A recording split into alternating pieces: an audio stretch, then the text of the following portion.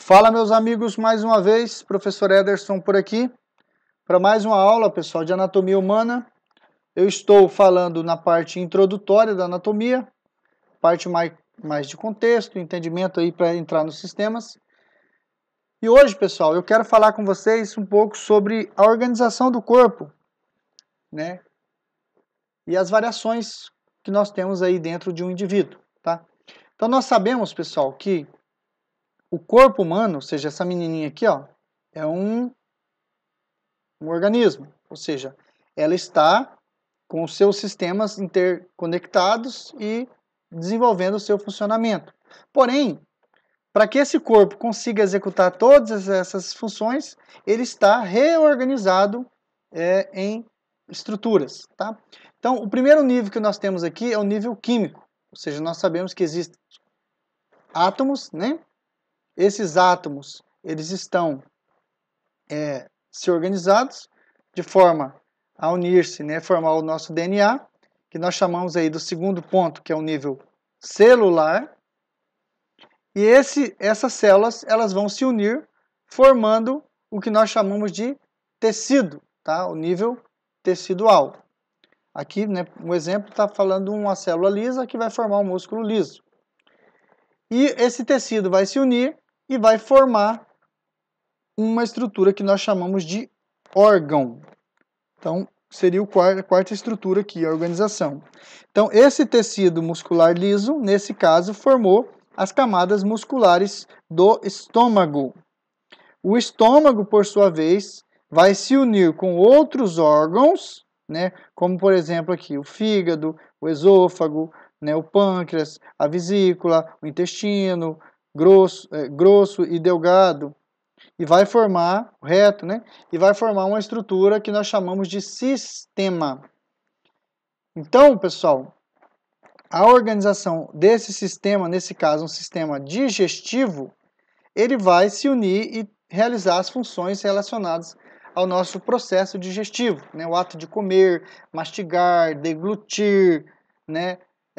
Quebrar, né? Que é digerir esse alimento em menores porções, absorver esses nutrientes e, posteriormente, excretar, né, esses restos alimentares. Então, esse sistema, no caso digestório, irá executar essa função. Porém, esse sistema vai se unir com outro sistema, por exemplo, o sistema respiratório, o sistema muscular, o sistema reprodutor, o sistema renal, o sistema endócrino, o sistema ósseo, o sistema nervoso e por aí vai, e vai constituir uma estrutura geral, que nós chamamos de organismo. Então, o nível orgânico, né, é aquele em que o conjunto desses sistemas vão trabalhar de forma associada, em conjunta, para que o corpo funcione de forma satisfatória a manter-se a vida. Tá? Então, desde o nível químico, celular, tecidual, né, orgânico, sistêmico e organismo, nós temos a ação de todo esse conjunto de estrutura em cada sistema fazendo a sua parte, ok? Nós temos, pessoal, diferentes indivíduos, né? Então, por exemplo, aqui, se você olhar esse cidadão, né, A, e esse cidadão B, nós temos aqui diferente estatura, diferente massa, né? Diferente forma, diferentes dimensões. Então, nós temos diferenças. Por exemplo, aqui, pessoal, observem a região abdominal desse indivíduo aqui e a região abdominal desse indivíduo aqui.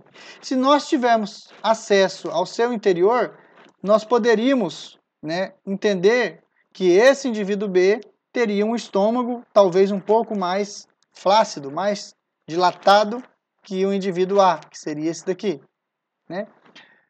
Conseguiram compreender, pessoal, que eu estou dando um exemplo aqui, nem estou, né, me aprendendo aqui a escrita, para mostrar para vocês o seguinte, que existem variações individuais, ou seja, cada indivíduo tem diferenças estruturais, tanto na forma que essa estrutura tem, quanto na posição que esse órgão pode estar. Então, esse estômago, por exemplo, ele pode estar um pouquinho mais para baixo do que esse indivíduo, ele pode ter uma largura um pouquinho maior do que o outro indivíduo. Porém, aqui nós estamos falando em variações anatômicas que são consideradas normais. Como assim normais, professor? Esse cara e esse cara, se os dois pegar um pedaço de maçã e quebrar, mastigando e deglutir, e essa maçã chegar aqui nesse órgão, o órgão vai receber esse pedaço de maçã aqui e esse pedaço de maçã aqui e vai conseguir quebrar em menor porção para que o indivíduo possa absorver esses nutrientes dessa maçã. Entendam que nesses dois indivíduos tem diferença na sua forma? Tem. Tem diferença do tamanho aqui, da posição? Tem. A pergunta é, tem prejuízo? A resposta é não. Os dois indivíduos têm formas diferentes, porém, nos dois indivíduos, nesse exemplo, nenhum dos dois tem prejuízo na sua função. Ou seja, os dois comendo, os dois vão conseguir absorver o nutriente que eles estão comendo, porque os seus órgãos estão com diferenças na forma, mas com a função preservada. Isso vale, pessoal, para outros exemplos, tá? Ah, a perna desse indivíduo é mais curta, essa é mais longa. Esse consegue andar? Sim. Esse consegue andar? Sim. E esse? Também. Então, tem diferença na forma? Na anatomia deles? Tem. Tem prejuízo? Não.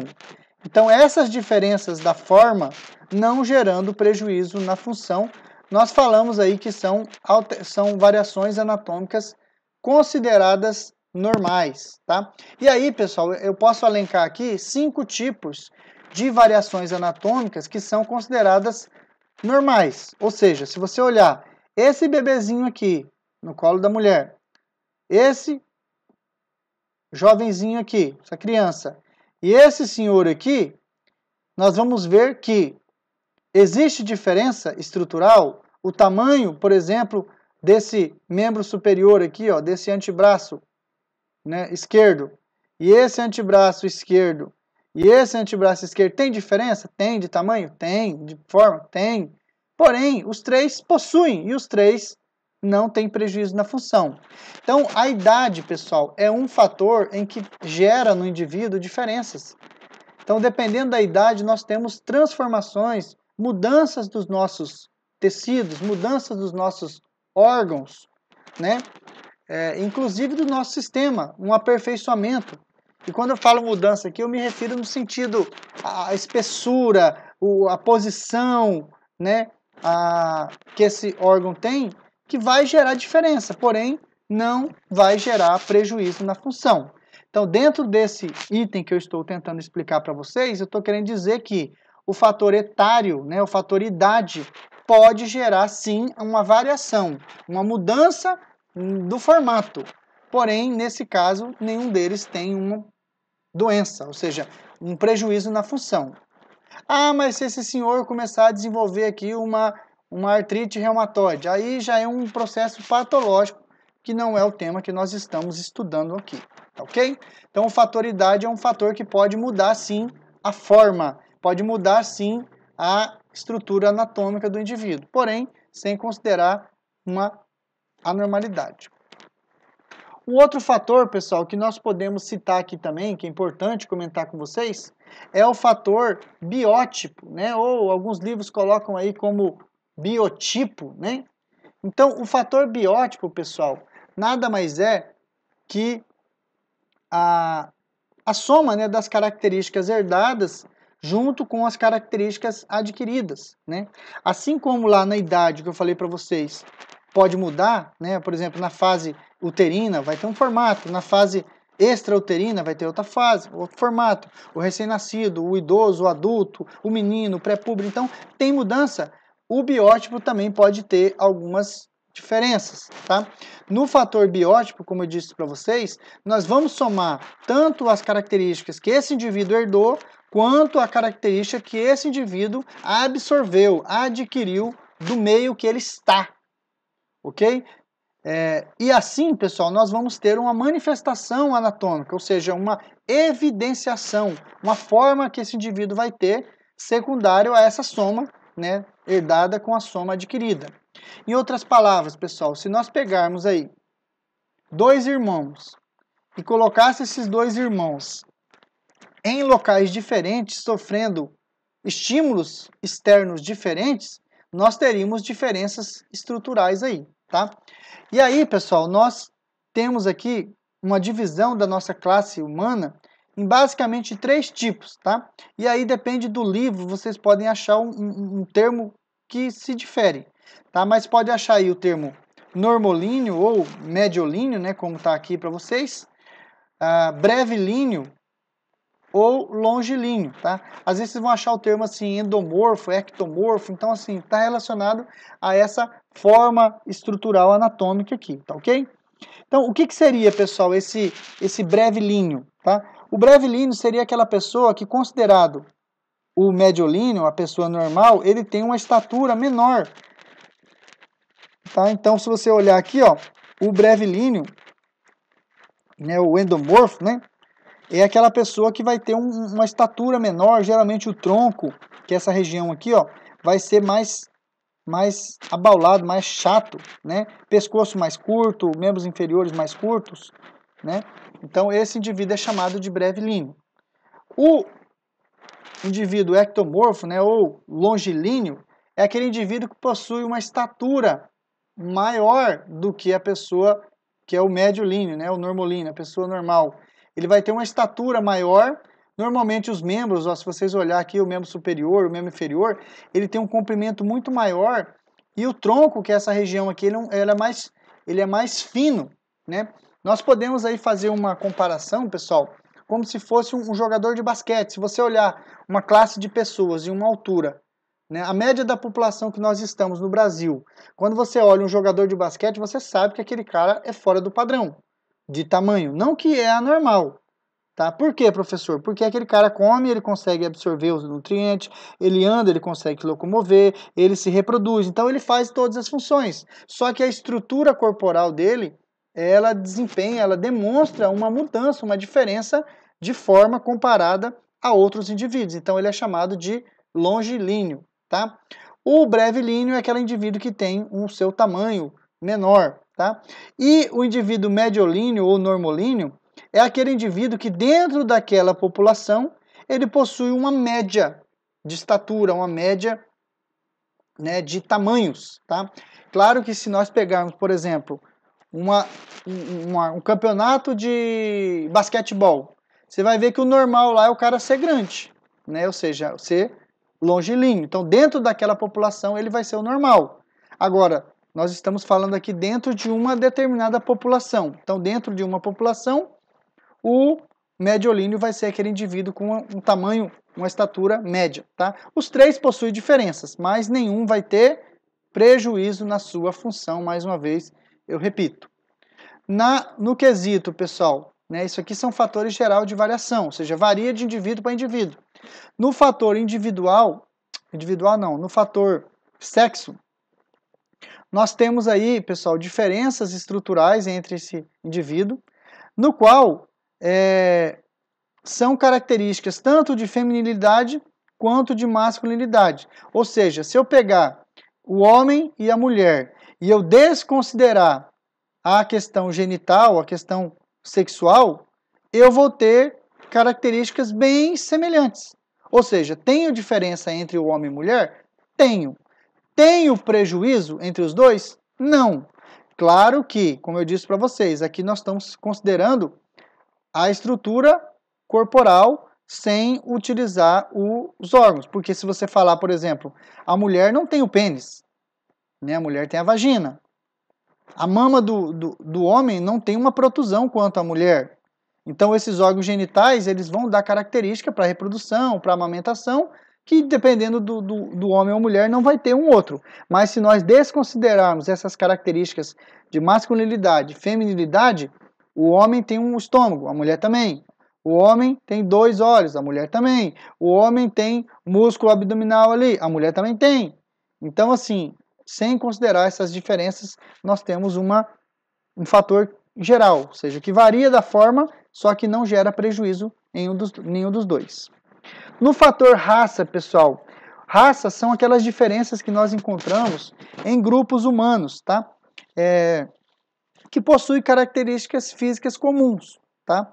Por exemplo, uma pessoa branca, uma pessoa negra, uma pessoa mestiça, uma pessoa amarela, uma pessoa parda, né?